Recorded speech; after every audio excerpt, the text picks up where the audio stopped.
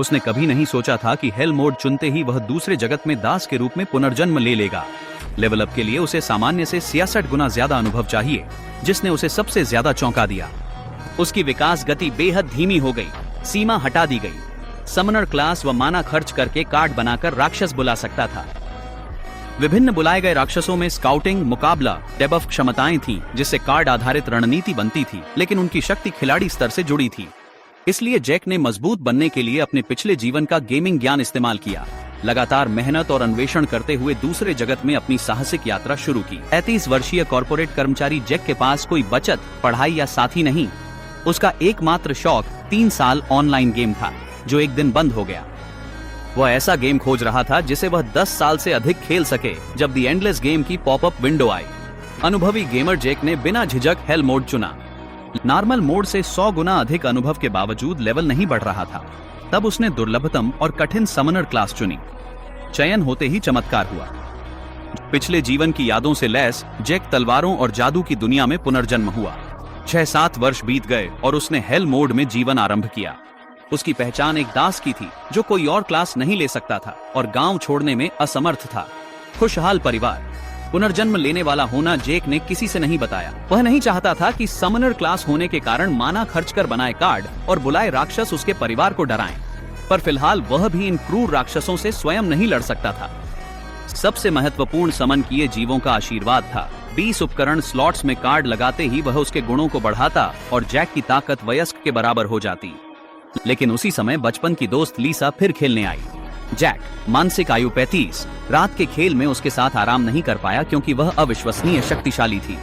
अगले ही क्षण में लीसा बिजली सी गति और असाधारण शक्ति उस पर टूट पड़ी। जैक ने चुस्ती बढ़ाई थी, पर शरीर न चला सा और लीसा ने उसकी तलवार तोड़ दी। यह 10वीं बार था, लेकिन लीसा को रात में जैक संग खेलना पिता संग खेलने से कहीं ज्यादा मजेदार लगा। जैक मुस्कुराकर भीतर निराश था। 5 साल मेहनत के बाद भी लीसा ने उसे आसानी से पीछे छोड़ दिया, पर जैक निराश नहीं, क्योंकि लीसा स्वॉर्ड सेंट थी, जो राज परिवार की सेवा के लिए नियत थी। इस दुनिया में मनुष्य 6-7 साल की उम्र में मूल्यांकन समारोह से गुजरते हैं। मजेदार यह कि जैक का वर्ग गड़बड़ टेक्स्ट जैसा दिख रहा था, क्योंकि समनकर्ता वर्ग नया था।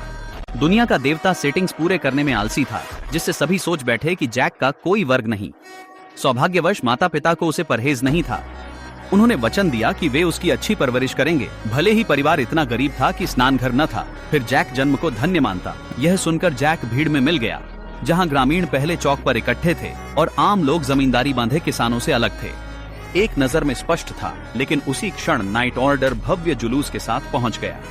स्वॉर्ड मास्टर नाइट्स का कप्तान पहले की तरह ही आकर्षक था, सभी बच्चों का आदर्श बन चुका था। लेकिन तलवार संत बच्चा निकला तो कप्तान ने प्रतिभा में छल को घोर अपराध माना और प्रशिक्षण मुकाबले में योग्यता सिद्ध करने का फरमान सुनाया।